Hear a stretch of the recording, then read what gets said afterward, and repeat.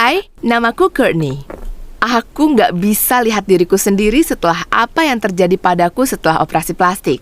Satu dokter mencurigakan mengubahku jadi monster Frankenstein. Sejak aku masih kecil, aku bermimpi untuk jadi seksi. Mengubah namaku, meninggalkan rumah, dan jadi artis sebuah film. Aku tahu, semua anak kecil berharap itu. Tapi aku nggak cuma menunggu jin untuk mengabulkan harapanku. Aku datang ke setiap casting yang aku tahu. Mamaku sangat suportif akan harapanku. Sebenarnya, dia yang mendorongku untuk mengambil jalur ini setelah aku dapat peran di iklan TV lokal. Mama membawa aku ke setiap panggilan casting sampai aku dapat SIM. Orang tuaku kasih aku mobil kedua mereka. Di umur 16, aku punya uang dan mobil. Aku berada di titik tertinggiku. Aku puas banget. Mamaku gak bisa berhenti cerita ke semua orang tentang aku. Kadang aku merasa kayak anak tunggal dan adikku Linda gak ada. Ya, saat itu dia 13 tahun, jadi aku gak peduli dengan keberadaan dia juga. Sahabatku saat itu adalah Ginny. Dia 18 tahun dan sudah punya pengalaman di layar lebar. Aku harap aku bisa kayak dia juga. Tapi, di salah satu audisi, seorang sutradara berkomentar sesuatu yang membuat hidupku berubah selamanya. Dia bilang ke mamaku kalau hidungku agak besar. Dan kalau aku mau dapat kerjaan di dunia entertainment, aku harus operasi hidung. Itu hanya opini profesional polos, tapi aku dengar dan itu nempel di kepalaku selama beberapa minggu. Aku nggak dapat panggilan dan aku semakin kepikiran. Mamaku bilang kalau sebaiknya aku lakukan operasi kosmetik itu. Aku nggak terlalu tertarik dengan idenya. Aku pengen omongin lagi. Tapi Ma, hidung Mama sama kayak aku. Iya, dan kamu nggak lihat Mama di sampul majalah atau di layar lebar, iya kan? Biar Mama bantu kamu. Nanti kamu juga berterima kasih sama Mama waktu kita tinggal di Beverly Hills. Aku pikir Mama tahu yang terbaik. Aku cari di internet, dan ternyata tidak ada batasan umur untuk bisa operasi. Aku cari tahu lebih lanjut tentang ini. Seandainya aku fokus ke topik yang benar, tapi aku melihat kisaran harga yang mampu kami bayar, bukannya melihat kredensial dan keahlian dokter bedahnya. Jadi, aku pergi ke klinik murah. Orang-orang sekitarku terlihat seperti bagian dari mimpi buruk. Aku yakin aku baru lihat tikus, atau setidaknya kecoa sebesar tikus.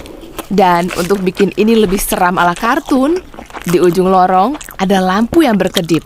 Aku pikir dinding ini bisa runtuh kapan saja, dan Ashton bakal keluar dan bilang aku kena pang. Sayangnya, aku cuma dikagetkan oleh dokter bedah yang menyapaku langsung, bukannya resepsionis. Karena dia hanya menyewa ruang operasi dan staf.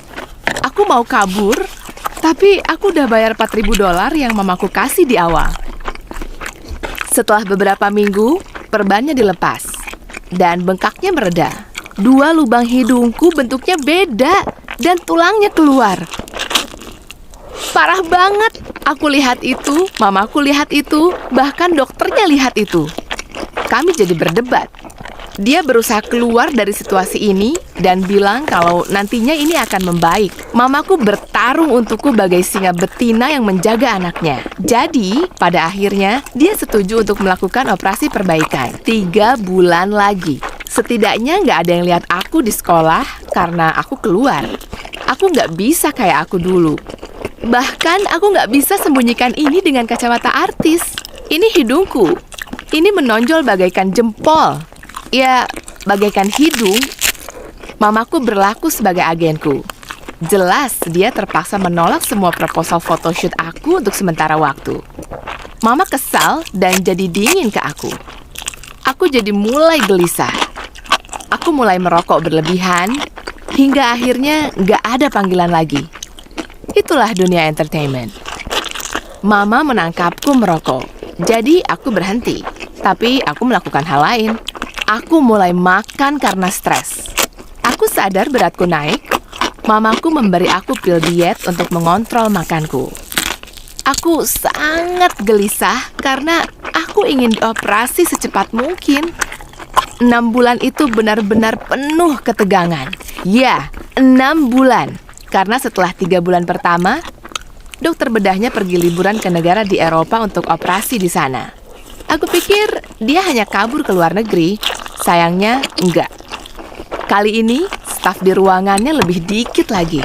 Dia memberikanku obat biusnya sendiri, dan hanya bius lokal. Rasanya sakit banget. Tapi setidaknya aku tahu dia nggak bikin aku jadi manusia kelabang.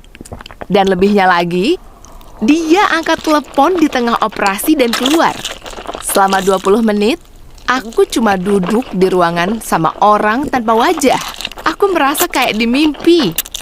Tapi itu baru awal mula dari mimpi buruk. Hidungku kelihatan berantakan. Aku mulai merokok lagi. Beberapa minggu berlalu, ini mulai sembuh. Tapi di ujung hidungku, kulitnya mulai jadi hitam dan bau dan membengkak. Kami mengunjungi Jack the Ripper-ku. Kali ini, dia defensif. Dia bilang ini salahku, karena aku pakai pil dan merokok. Dan sekarang, dia nggak mau tanggung jawab. Mamaku diam saja. Waktu kami keluar, aku tanya dia, kenapa mama nggak bilang apa-apa? Apa gunanya? Salah kamu sendiri sih. Mama harap Linda lebih pintar dari kamu. Aku cuma bisa nangis. Kami pergi ke rumah sakit beneran. Aku didiagnosis kena nekrosis di kulitku. Dengan kata lain, sel kulitku mulai mati. Mereka buang bagian itu supaya aku nggak mati. Hidungku hancur.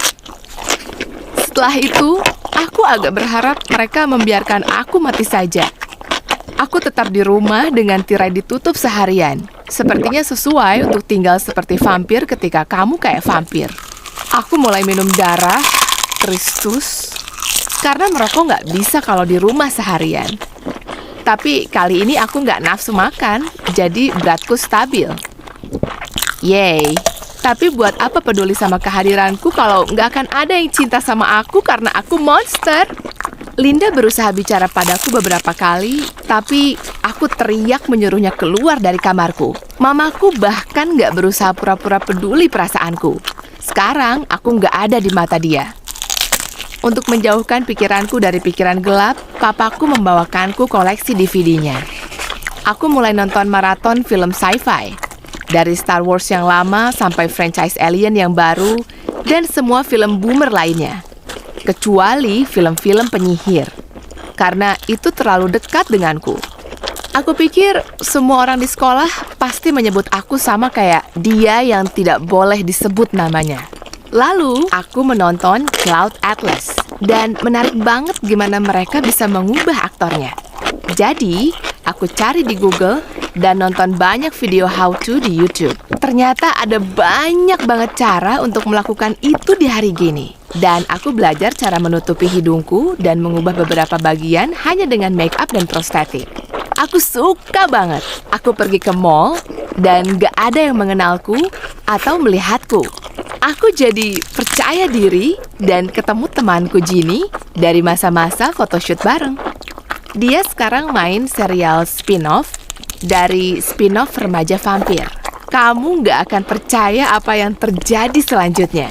Enggak, aku nggak di casting jadi vampir. Dengan bantuan Ginny, aku dapat kerja sebagai asisten makeup artist di set.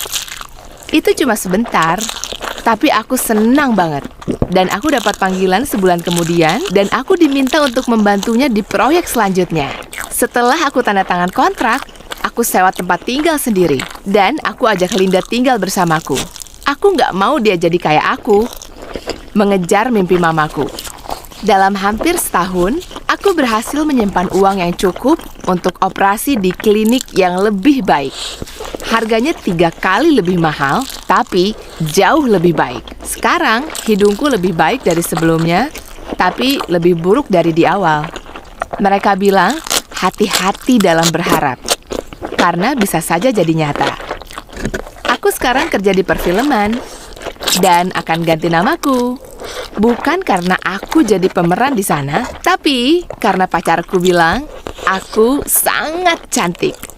Dan dia akan menikahiku. Suka cerita tadi? Jangan lupa untuk like, komen, dan subscribe pada channel kami karena ada video baru setiap minggunya.